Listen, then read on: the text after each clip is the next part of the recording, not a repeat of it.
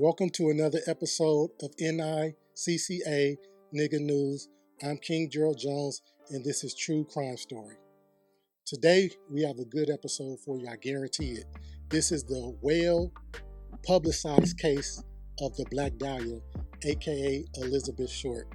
This one was really interesting, and I think it's like the most watched case or studied unsolved case ever, or at least in California and Los Angeles. And I think it was so publicized because Los Angeles being adjacent to Hollywood, and how this expiring Hollywood actress, was missing, and overall you're going to hear what I have to say about it. But it was a case that is still unsolved to this day. So in January of 1947, there was a lady by the name of Miss Bessinger. She was taking a normal walk. She was a housewife taking a normal walk through the neighborhood, and ironically, this neighborhood is no more than 5 minutes away from me on Norton Street, which is now known as the Crenshaw District or the Crenshaw area. So this is Norton. We're on Norton in Los Angeles, California, and this is the street that they found Black Dahlia on. So we're gonna take a brisk little jog to the area. And y'all may wonder, how did he get here? I live no more than 5 minutes away. So we're gonna go to the exact location where they found Black Dahlia in 1947. Now it's a home, of course, but it used to be a vacant lot with just grass. And this right here, my friends, is where they found the body of Black Dahlia. She was taking a walk in the morning, nothing like 10 a.m., nothing serious, just taking a walk. And she happened to come across a body. So she didn't initially think it was a body. She initially thought it was a mannequin because of the way that the body looked, being so white and translucent. So as she got closer to the body or the mannequin, she said that she could see that, it was really a body of a white lady. So as she got closer, she noticed some things about the body and immediately went and called the police. So when the police came, they discovered it was in fact a dead young lady. She was laid on the grass. She was laid face up. Her eyes was open. And the gruesomeness and the eeriness of how they found her, I'm still kind of surprised that I've never heard about this. But anyway, like I said, they found her face up. Her eyes was open. She had chunks of her skin sliced out of her body. She was oddly posed. She was naked. She was severed, cut in half at the abdomen, at the middle part. Her legs were separated apart, wide open. Her arms were put above her head in this kind of position. And she had 3-inch cuts going all the way from the corners of her mouth all the way almost to her ears. And that's still not even though as eerie as it is, that wasn't the worst part. All of her blood was drained from her body. Her, all her womanly organs were removed. She was shaved down. And the reason why she looked so white or like a mannequin is because she had been cleansed and bleached down. So there were no fingerprints to be found, and there was no blood. And that's what I'm saying. There was no blood at the scene is because she was drained of all her blood. So after they took the body in, they fingerprinted her. The FBI assisted in figuring out who this lady was, and it was none other than Elizabeth Short, the Black Dahlia. So after they figured out her name, they began circulating flyers all around Los Angeles / the Hollywood area. The flyers described her as being 5'6", 118 pounds, very attractive, green eyes, jet black hair, kind of a messed up bottom row of teeth. So after investigation, they found out that again it's Elizabeth Short, and she's originally from Massachusetts, Medford to be exact, and she moved to Hollywood with inspiring dreams to become an actress. But in the meantime, she was a waitress and a cashier. She struggled with unemployment, much like a lot of people that travel from other states all the way, or countries, all the way here to Los Angeles and Hollywood with aspirations and desires to become actresses and, possibly get in movies. So in this time and age, it was real common for the newspapers to give nicknames to murderers or serial killers. So they dubbed this murder or her the Black Dahlia. The reason why they called her the Black Dahlia because she was pretty like a flower, and it was known that she likes to wear black and sleek black outfits. Also because her hair was jet black and she used to wear a flower in her hair. So that's why they called her the Black Dahlia. It was also believed, from what I'm hearing, that there was a movie a year prior to her passing away by the name of Blue Dahlia. So some kind of put the likeness of those into it as well. Because in this movie, it was a guy who killed a woman, and he had to, profess his innocence or prove his innocence. So those were some of the names that they called her Black Dahlia, and the reasons they called her Black Dahlia. So according to the autopsy, she died of hemorrhaging primarily from her mouth. She also had blunt force trauma to her head, and she also experienced shock. So those were some of the listed reasons of her death. And she also had marks on her wrist, marks on her hands, marks on her legs, marks on her thighs, and I believe they said a mark around her neck, which also was proven through the autopsy that all of these injuries that she actually experienced while she was alive. And imagine being cut, imagine being beaten, and it wasn't after she died, but actually while she was alive. So she was bound and tortured while alive. The cuts that she was experienced or had, they were actually surgically done by a professional, not a regular person. But after the autopsy, and the examiner stated that this had to be like a doctor or somebody who has some kind of experience in surgery, because the cuts were precise, not just like a regular guy or regular murderer, but it had to be done by somebody with some kind of experience or some kind of schooling.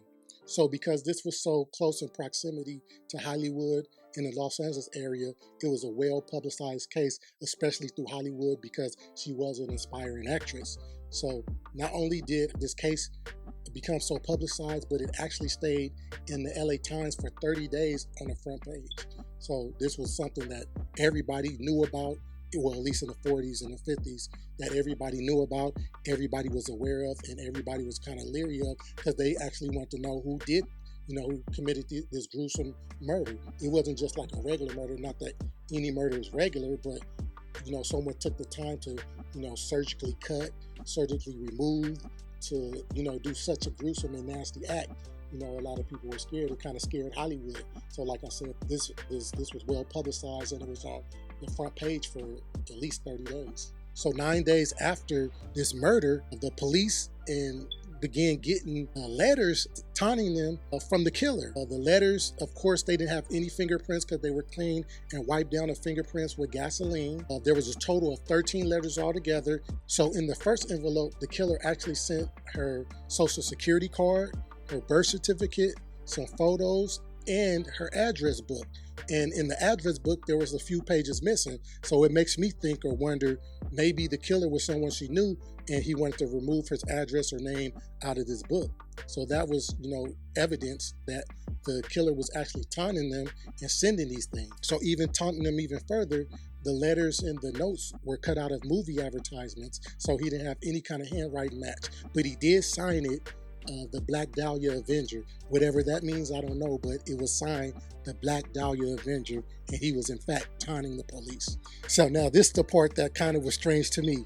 During the investigation, 100 men were questioned and cleared, but 75 men that were in her address book, and that's crazy. I wonder, well, I have 75 women in my book, friends, but do women really have 75 men in your phone? Do you guys have 75 men in your phone? But like I said, in the address book, there were 75 men that were questioned. A lot of the men said that nothing really went any further. They just went to dates, movies, and dinners, but nothing even went further. Yeah, so all in all, that makes me question, who was she? Like, was she famous yet? Was she dating these men? What was she really doing with these men? Kind of like off the record, it was kind of like not a lot of people were putting it out as her being a sex worker or a possible prostitute. I don't know, but if it was my educated guess or opinion, I would say it's kind of like overly excessive to have 75 men, yet 100 men that you have to question in connection to this. That's just my opinion. I don't know, but it had kind of been brought up, like who was Black Dahlia? Who was Elizabeth Short? Like, why did she have all these men in her address book? Why was she even connected to 100 men that had to be questioned? So even through the letters, they still received letters. Like I said, there was a total of 13 letters. And in one of the letters, they actually received a fingerprint. So, of course, they examined the fingerprint, but they couldn't match anything to anything in their system. So, that fingerprint remained, unmatched. So they had no evidence, no leads, but they did actually come across 3 main suspects after questioning the 100 guys and questioning the 75 men inside of her address book. There were 3 suspects. The first being, so here's the deal with Robert. Robert actually met her in San Diego, not in Los Angeles. So Robert saw her at a bus station. So, of course, he tried to spit his game, tried to talk to her, and she actually ignored him, according to Robert. She ignored him, but he said he was persistent, still tried to talk to her, and eventually she started talking to him and got in the car, and they went on a date. So for a month straight, he said he was dating her, seeing her. Now, Robert was married, so according to his account in his testimony or interview, he said everything was platonic, but between you and I, that's left up to question. But he says that everything was platonic, but they were dating, friends, went out, so on and so forth. So for a month straight, they were friends. So one day in particular, she said she wanted to go to LA. So before they went to LA, they actually stayed in a hotel. Again, Robert said it was platonic. They spent the night platonically. And then he took her, drove her to LA, and the last place he saw her was at the Biltmore Hotel, like at 6:30 p.m. on January the 9th. So this was 6 days before they discovered the body. And the reason why Robert was actually taken off as a suspect is because at the time, and this is crazy, they injected him with truth serum. And it was actually called, and let me think of this, it was called sodium pentothal. Again, sodium pentothal was the truth serum, but is truth serum really real? But after the truth serum, he was also given 2 polygraph tests, which he passed. So he was no longer a suspect. So now the second suspect, and I don't know why they consider him a suspect. I'm gonna just say, well, he's given the description of the suspect, or he's given. So witnesses and some of the neighbors said they saw a guy driving a black car. Ironically, we're going to get to that black car, but it was a guy that was dressed in all black, and they gave a description of how he looked. And the detective by the name of Ralph Asdale described, he took all the statements and the description of the guy, the mysterious guy they saw in the neighborhood and like in the parking lot around that time. Also said he was driving a black car. So that's the extent of the second suspect through the detective Asdale. At some point or another, the police said that we've interacted or had some kind of dealings with the killer, but we don't know it. And this brings up the suspect of George Hodel. George Hodel was a wealthy man. He was a well-educated man. He had a high IQ. He actually went to surgical school. Although he wasn't a practicing surgeon, he did have the skills and to do the mutilation on this Black Dahlia body. And now here's where the twist comes. There was a retired detective after the case went cold for I don't know how many years, but for a few years. There was actually a retired detective. So he decided to kind of start investigating on his own time. And, he came up with a lot of evidence. But here, like I said, here's the twist. And the irony is that it was the man named Steve Hodel. And if you notice, the names are the same. The last names are the same. So Steve Hodel was actually George Hodel's son. So crazy. So Steve believed, being raised in his house, that his dad had these connections to and possibly knew Black Dahlia, Elizabeth Short.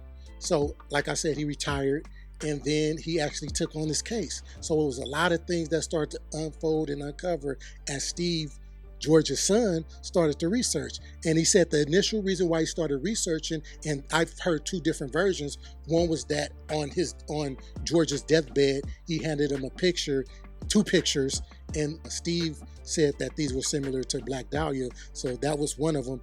The second version I heard is that Steve was investigating his father old things and went in his photo album on his own and found these 2 pictures that looked like Black Dahlia. And then he began, thinking about how all the women used to come to his house, how his dad had these connections, and how he was connected to Hollywood and connected to all these famous people.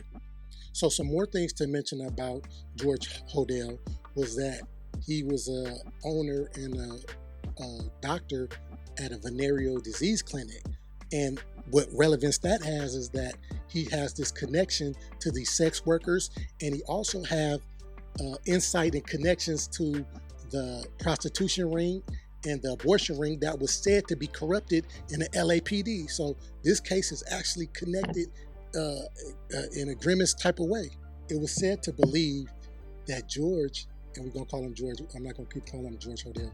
It was said to believe that George had a romantic dealing with Elizabeth Short, Black Dahlia, and they were spotted at different hotels and different functions and different parties. So this was kind of popularized, and it was known that George knew Elizabeth Short. In a nutshell, George, who knew Elizabeth Short, had these skills to mutilate this body and had the surgical training to make these cuts, to make these incisions, to make these removals, and everything that was mutilated with his body, George had the skills to do. Now check this, peep this. 3 weeks later, a lady named Jean French was also found in an empty lot. And she was found with her arms above her head, her legs spread open, and on her body was written in lipstick, BD. Guess what BD meant? Black Dahlia. So now it's not only believed that George murdered Elizabeth Short, but now this new lady that was found 3 weeks later, Jean French, in the same style, in the same manner, her body was found. Now, George, or this suspect, is making errors, because now they have these letters, handwritten letters now, again, 13 letters in all, these 13, and they're handwritten. So now they match George's handwriting against the handwriting of this letter, and it's a match. It's a match according to some handwriting experts. But do we believe that? Keep in mind that the handwriting expert that's working on this case was hired by Steven, George's son. So can we really trust this? But according to the documents, the handwriting so you will wonder, why not make an arrest? Is this not the case solved? And not only are these handwritings matching the writings of George, but also the initials of BD, Black Dahlia, that was found on Jean French's body is said to match George's handwriting. So now here are some of the things that Steve, George Hodel's son, said he started to notice, and as he investigated, he started to, pick up on. One of the things is that a week before the bodies were found, it was said, Steven said that George Hodel ordering some 50-pound concrete bags, and the same sacks that George ordered a week ago, Steven said were found, or similar sacks were found at this empty lot where Black Dahlia's body was found. So Steve not holding any punches. He's really trying to prove to the people, or to everybody, a case that his dad, in fact, murdered and mutilated Black Dahlia / Elizabeth Short. Crazy. So what's also crazy is that Steven brought to the attention, or brought to the light, that his dad, George, drove a 1936 black Packard, not a similar color or the same car that was said to have been what the witness has saw driving around the neighborhood. So like I said, Steven isn't holding any punches on his dad.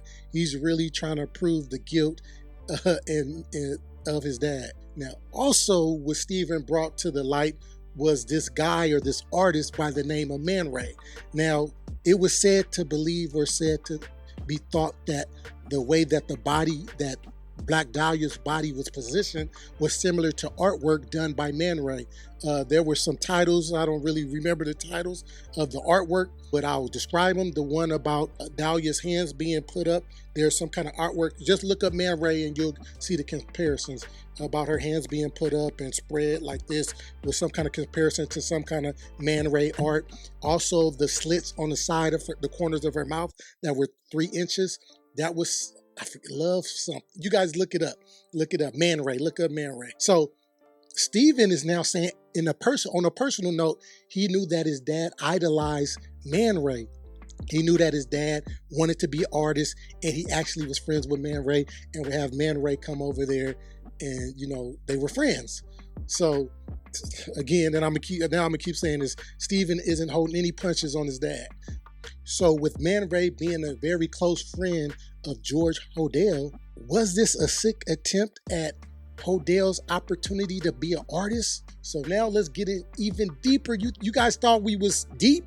We're gonna get even deeper. So now George Hodel also has a daughter by the name of Tamar Hodel. Now this is a whole nother other. So even linking it with Man Ray. Tamar Hodel, George's Hodel daughter, says that at the age 11, her father used to make her pose for nude pictures for Man Ray at the age of 11. Furthermore, she said that her dad used to offer her up for sex to these Hollywood actors and these Hollywood friends that he had. Getting even deeper, she also said that she ran away one time to the police and told them that her dad, George, was trying to teach her how to have oral sex on him. So she ran away and reported that to the police. Also, furthermore, and she even said that he had sex with her, that George had sex with her, his own daughter. So there was actually an indictment in a case against George for incest. So Tamar told on him. He went to court for incest. Now, the irony in this is that, keep in mind that George is this wealthy man. He's actually the breadwinner for the family. So it was said that the family came in and testified on George's behalf and said Tamar was lying. Now, this was possibly because he was the breadwinner and he was the one financially supporting the family. So why would they not come in? And they shouldn't, but if your livelihood and your finances are threatened, I guess they felt, well, we'll just, say she's lying. So long story short, he gets indicted. He gets found not guilty and now everybody's saying that Tamar is lying, the daughter. So fast forward, after it's found out, or it's speculated that George was having sex with Tamar, his own daughter, and this was at the age of 14. Fast forward, at the age of 15, Tamar actually gave birth to a baby girl. So Tamar fled, and she went to, I believe, she went to San Francisco. Then after San Francisco, when she had the baby, she gave it up for adoption for a family in Las Vegas. Ooh, man, George Hodel. If he's not the killer, he's a cold something.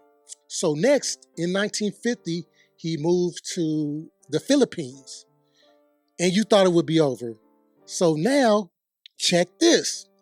In 1967, in the Philippines, specifically in Manila, there was a third body. Now, I'm not going to say a third body because that would mean he's connected. There's a body found, and it's in the same position as Black Dahlia and Jean French.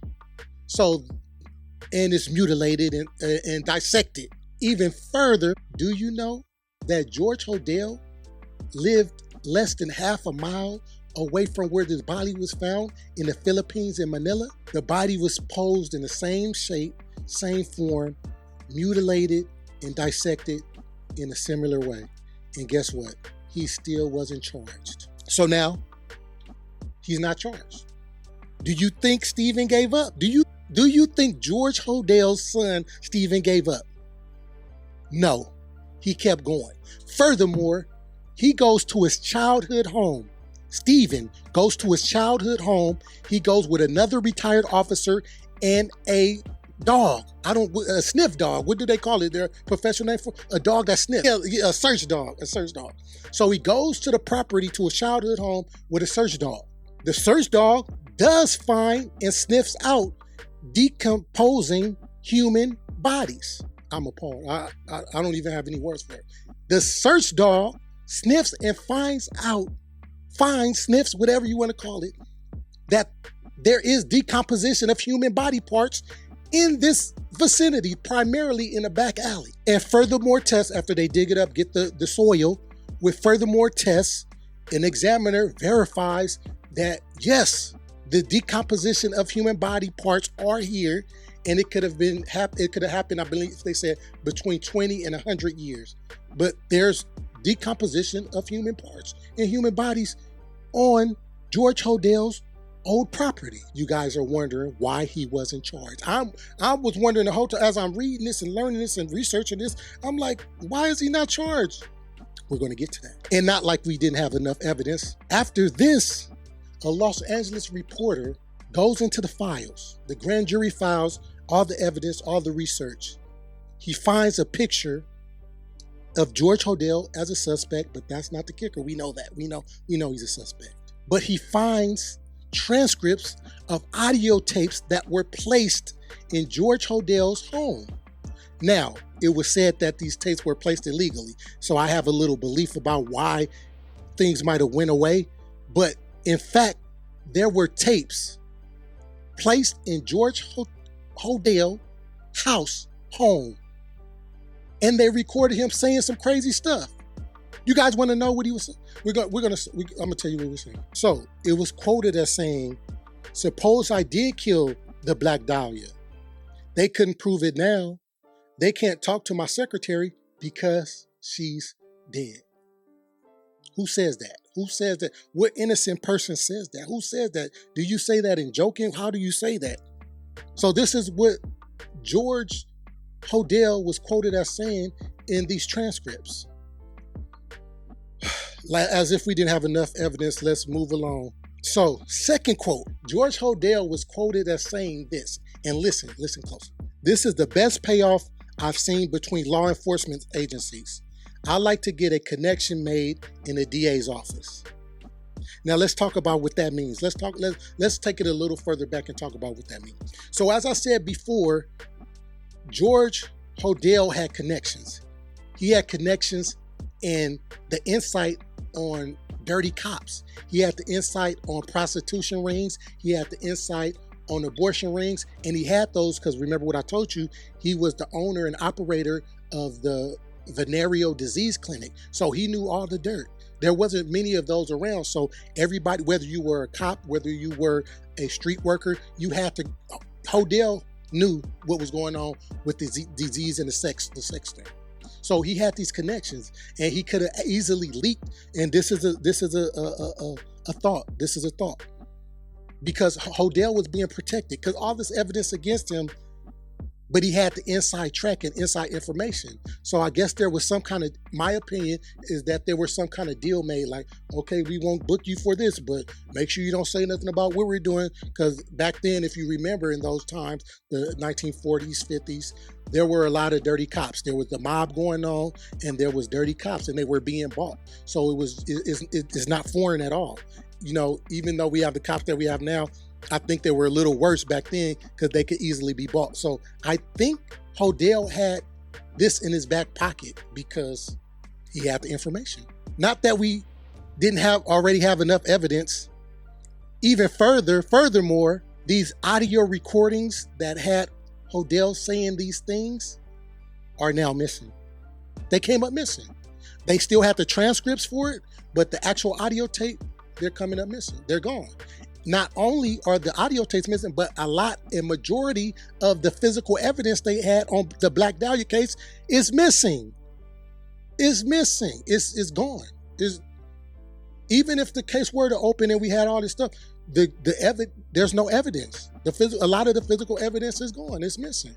So you can't tell me that the LAPD isn't in cahoots with maybe George Hodel. Just a thought, just a theory. So with all this evidence against George Hodel and all this evidence that Steve Hodel brought to the forefront, the case remained unsolved and the case remained cold. So Hodel returned from the Philippines in 1990. A year or so later, he died in 1991 at the age of 91. No charges brought up, scot-free, clean, nothing. And the case, like I said, remained cold and it remained unsolved. This was another episode of True Crime Story. I need you guys to share, like, comment, and subscribe. And I need you guys to stay tuned for King Gerald and another True Crime Story coming soon. Thank you.